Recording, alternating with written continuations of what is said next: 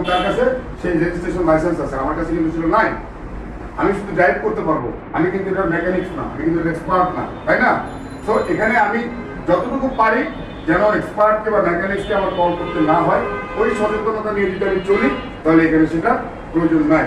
তাহলে গাড়ি চালাতে কি লাগে? ফার্স্ট ওয়াটার লাগবে, এবং সেই ওয়াটারের একটা নির্ধারিত জায়গা আছে, সেই লেভেলটাকে, সেই বিষয়টাকে আমরা চেক করবো, এতটুকু। দেন আমরা চেক করবো ইঞ্জিন অয়েল।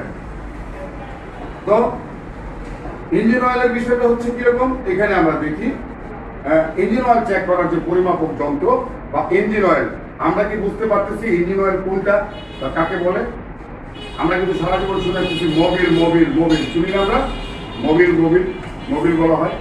এই মোবিলটাকে, ইঞ্জিন অয়েলটাকে আমরা মোবিল বলি, বাট এটা মোবিল না, কিন্তু আমরা মোবিল বলি। এই 20-30-50 বছর থেকে সবাই বলতে বলতে অভ্যস্ত হয়ে গেছে।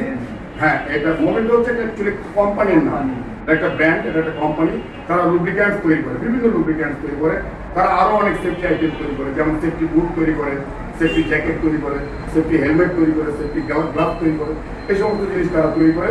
সেই সাথে তারা বিভিন্ন ধরনের লুব্রিক্যান্টস তৈরি করে, মানে তৈলাক্ত পদার্থ। তো এখানে এই যে লেখা আছে মোবিল সুপার 2000, এই মোবিলটা হচ্ছে কোম্পানির নাম, আর সুপার 2000 হচ্ছে গ্রেড। আর সুপারটা হচ্ছে মানে এটা গুডের চেয়ে, গুড যে বলে তার চেয়ে আর একটু বেটার, বেস্টের চেয়ে একটু উপরে, এই হলো সুপার। তো এখানে লক্ষণীয় বিষয় হচ্ছে এটা হচ্ছে ইঞ্জিন অয়েল, আর কোম্পানির নাম হচ্ছে মোবিল। এটা আমরা যখন ইঞ্জিনে দিব তখন আমরা খেয়াল করবো, এটা আমাদের বিষয় না যদিও, তবুও আমরা একটু জাস্ট চেক করে নিব। চেক করবো কি দিয়ে? এই যে এখানে একটা স্টিম দেখা যাচ্ছে, এটা নাম হচ্ছে ডিপ স্টিম। তো এই জিনিসটা চেক করবো, এবং এটার প্রয়োজনীয়তাটা কি? আমরা পানির কথা বলে গেছি যে গাড়িকে ঠান্ডাকরণের জন্য আমাদের পানি ব্যবহার করা প্রয়োজনীয়তা। তো এখানে এটারও কিন্তু সেই একই ধরনেরই কাজ, তবুও এটা কি? এটা ইঞ্জিনের ভিতরে থাকে। আর ইঞ্জিন অয়েলের কাজ হচ্ছে ভিতরে চলমান, গাড়ির একদম ভিতরে চলমান যে যন্ত্রাংশগুলো আছে সেগুলোকে পিচ্ছিল করে, কি করে?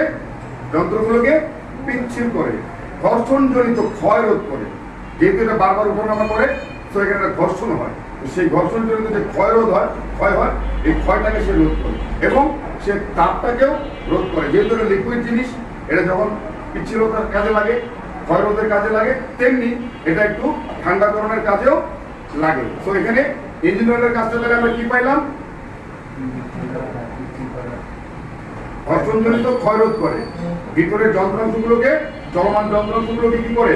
পিচ্ছিল করে, এবং তাপরোধও করে। তো এখানে আমরা অয়েলের কাজ পাইলাম। এই জিনিসগুলো এটা থাকে, এটা হচ্ছে আপনার মূল চালিকা শক্তি। এই জিনিসগুলো, এটাকে আমরা বলতেছি মেইন ইঞ্জিন, যেটা সেই ইঞ্জিনের অ্যাসেম্বলটা হলো এই অ্যাসেম্বলটা। এখানে এগুলোকে বলা হয় পিস্টন হেড, এগুলো কানেক্টিং রড, আর এই পুরোটাকে বলা হয় ক্র্যাঙ্ক শ্যাফট। এই জিনিসটাকে, এটাকে বলা হয় ক্যাম শ্যাফট। এটা হলো টাইমিং চেন, এটা হলো টাইমিং বেল্ট। তো এই টাইমিং চেন, টাইমিং বেল্ট, এটা একটা টাইমিং করে। এখানে দেখেন খাঁচকাটা আছে। তো এই বেল্টটা হলো কি? যখন সে মুভিং করে তখন সেটাকে টাইমিং করে।